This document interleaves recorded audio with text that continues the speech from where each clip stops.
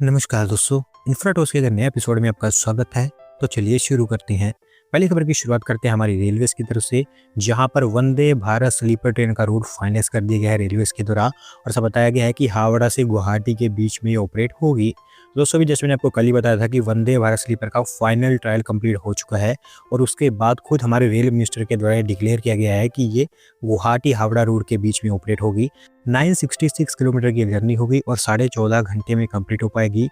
Average speed यहाँ पर 66 kilometre per hour की रहने वाली है, जो देखा जाए तो इस नई ट्रेन के लिए काफ़ी ज़्यादा कम है, क्योंकि ये 130 से ऊपर काफ़ी इजीली ऑपरेट कर सकती है।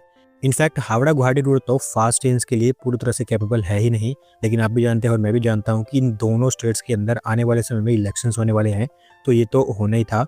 ओवरऑल 16 कोच की ये ट्रेन है, जहाँ पर 11 थर्ड एसी, 4 सेकेंड एसी और 1 फर्स्ट एसी कोच लगाया गया है। अगली दोस्त अपडेट बिहार से है, जहां पर स्टेट के पहले क्राफ्ट विलेज को लेकर टेंडर फ्लोट कर दिए गए हैं और इसे मधुबनी डिस्ट्रिक्ट के अंदर जितवारपुर विलेज में बनाया जाएगा। तो दोस्तों बेसिकली ये craft village national handicraft development program का हिस्सा है, जहां पर जितवारपुर की पेंटिंग हेरिटेज को शोकेस और प्रिजर्व किया जाएगा। इस विलेज प्रोग्राम के थ्रू 9 करोड़ रुपये यहाँ पर खर्च किए जाएंगे और 80% of the funding central government की तरफ से आएगी, स्पेसिफिकली मिनिस्ट्री ऑफ टेक्सटाइल्स की तरफ से। Art galleries and exhibition halls, craft spaces, एक मार्केट प्लेस, एक म्यूजियम, लाइब्रेरी, हेल्थ सेंटर और विजिटर फैसिलिटीज यहाँ पर बनाई जाएंगी। 52,000 के आसपास आर्टिस्ट को इसके थ्रू सपोर्ट मिल पाएगा। अगली दोस्त अपडेट हमारे पोर्ट्स को लेकर है, जहां पर सेंट्रल गवर्नमेंट ने डिसाइड किया है कि पोर्ट्स पर भी एयरपोर्ट की तरह ही सिक्योरिटी सिस्टम डिप्लॉय किया जाएगा और इसके अंतर्गत bureau of port security setup करने का प्रोसेस स्टार्ट हो चुका है। तो दोस्तों पिछले कुछ सालों में देखा गया है कि पोर्ट्स के थ्रू स्मगलिंग काफ़ी बढ़ती हुई दिखाई दी है, साथ साथ पोर्ट्स के थ्रू टेरर थ्रेट भी बढ़ता हुआ दिखाई दिया है और उसी को ही यहाँ पर कंट्रोल करने के लिए एयरपोर्ट के जैसा सिक्योरिटी सिस्टम पोर्ट्स पर भी डिप्लॉय किया जाएगा। जैसे एयरपोर्ट्स पर bureau of civil aviation security से रिलेटेड हर चीज़ मैनेज करता है, उसी तरह से पोर्ट्स पर भी ब्यूरो ऑफ पोर्ट सिक्योरिटी से रिलेटेड हर चीज़ मैनेज करेगा। इंडियन पुलिस सर्विस से एक डायरेक्टर जनरल इसको हेड करेगा और उसके हेडक्वार्टर्स दिल्ली के अंदर होंगे और मोस्ट प्रोबेबली इसी साल के अंदर अंदर ये चीज़ें आपको फाइनलाइज होती हुई दिखाई देंगी। अगली दो अपडेट फिर से हमारी रेलवेज की तरफ से है, जहां पर पुणे मनमाड़ रेल सेक्शन का अपग्रेडेशन फाइनली स्टार्ट हो चुका है और अभी इस रेल रूट के 9 किलोमीटर के सेक्शन को नए हाई क्वालिटी और हाई स्ट्रेंथ रेल ट्रैक्स के साथ रिप्लेस कर दिया गया है। तो दोस्तों ये rail route one of the heavily congested rail route माना जाता है, क्योंकि बहुत सारी लॉन्ग डिस्टेंस पैसेंजर ट्रेन और हैवी ड्यूटी फ्रेट ट्रेन यहाँ पर ऑपरेट होती है, लेकिन जो रेल ट्रैक्स यहाँ पर बने हुए हैं वो इन हैवी लो ट्रेन को सपोर्ट नहीं कर पाते हैं, जिसके चलते ट्रेन यहाँ पर तेजी से ऑपरेट भी नहीं हो पाती है और यही मेन कारण है कि एग्जिस्टिंग ट्रैक्स को हाई कैपेसिटी ट्रैक से रिप्लेस किया जा रहा है। 550 ग्रॉस मिलियन टन की इनकी लोड कैपेसिटी होगी अपग्रेडेशन के बाद और इसके चलते ये भी होगा कि 130 kmph की स्पीड से ट्रेन यहाँ पर ऑपरेट कर पाएंगी। अगली दोस्तों अपडेट एक नए एक्सप्रेसवे को लेकर है, जहाँ पर रक्सौल हल्दिया एक्सप्रेसवे को लेकर प्रोग्रेस आगे बढ़ता हुआ दिखाई दे रहा है और इसी के अंतर्गत अभी 72 विलेजेस में लैंड एक्विजिशन स्टार्ट हो चुका है। तो दोस्तों ये एक्सप्रेसवे बिहार में नेपाल बॉर्डर के पास रक्सौल के पास स्टार्ट होगा, उसके बाद सीतामढ़ी, मुजफ्फरपुर, खगड़िया, लखीसराय, जमुई, मुंगेर, देवघर, दुमका और बर्धमान डिस्ट्रिक्ट से होता हुआ मेदिनीपुर के अंदर हल्दिया में जाकर टर्मिनेट होगा, जो कि वेस्ट बंगाल के अंदर है।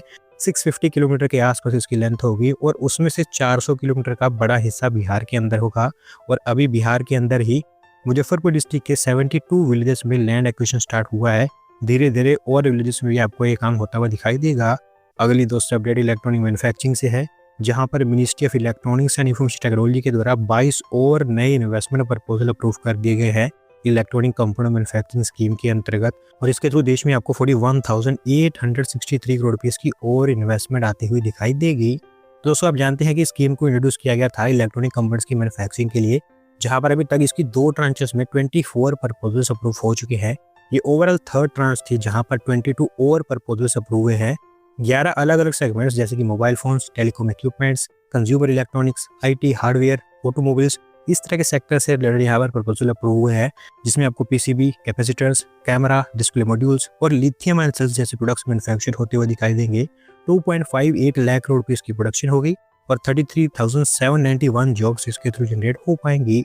आज की दोस्तों आखिरी अपडेट हमारे ऑटोमोटिव सेक्टर से है, जहाँ पर दोस्तों अफ्रीकन मार्केट में इंडियन कार्स की डिमांड और मार्केट शेयर लगातार हमें बढ़ता हुआ दिखाई दे रहा है और अभी साउथ अफ्रीका में बिकने वाली हर दूसरी कार भारत से ही रिलेटेड है। तो दोस्तों अफ्रीका फिलहाल पूरी दुनिया का इकलौता अनएक्सप्लोर्ड मार्केट है, जहां पर चाइना और भारत जैसी कंट्रीज अग्रेसिवली काम कर रहे हैं कि इस मार्केट में अपना मार्केट शेयर अच्छा खासा बनाया जाए। और अच्छी बात यह है कि ऑटोमोटिव सेक्टर के एरिया में हम काफ़ी अच्छा काम कर रहे हैं, क्योंकि टू व्हीलर में तो हम चाइना से पहले ही आगे थे और अब कार्स के मामले में भी हमारा दबदबा बहुत ज़्यादा बढ़ता हुआ दिखाई दे रहा है। 2025 के पहले हाफ में अफ्रीकन कंट्री साउथ अफ्रीका में हर दूसरी कार जो बिकी है वो या तो महिंद्रा और टाटा ने मैन्युफैक्चर की है या फिर उनमें इस्तेमाल हुए कंपोनेंट्स इन दोनों कंपनीज के द्वारा ही मैन्युफैक्चर किए गए हैं, जो हमारे देश की कार कंपनीज के लिए काफ़ी अच्छा खासा बूस्ट है। इसके अलावा साउथ अफ्रीका में बिकने वाले सभी जैपनीज लाइट कमर्शियल व्हीकल्स में ऑलमोस्ट 84% व्हीकल्स ऐसे हैं जो कि भारत से ही इंपोर्ट किए गए हैं। जैपनीज व्हीकल्स जापान से तो सिर्फ 10% इंपोर्ट किए गए हैं, वो भी भारत से ही बनाकर यहाँ पर एक्सपोर्ट किए जाते हैं। इसके अलावा अलग अलग एरियाज जैसे कि पिकअप्स, लाइट कमर्शियल व्हीकल्स और पैसेंजर व्हीकल्स में भी भारत का पूरा दबदबा है। होपफुली आगे चलकर हमें ये और बढ़ता हुआ ही दिखाई देगा। दोस्तों आज की वीडियो में बस इतना ही। अगर आप अपनी तरफ से अपडेट सबमिट करना चाहते हैं तो डिस्क्रिप्शन में दिए गए लिंक पर क्लिक करके सबमिट कर सकते हैं। और अगर आज की वीडियो पसंद आई हो तो वीडियो को लाइक करें, चैनल को सब्सक्राइब करें। धन्यवाद वीडियो को देखने के लिए।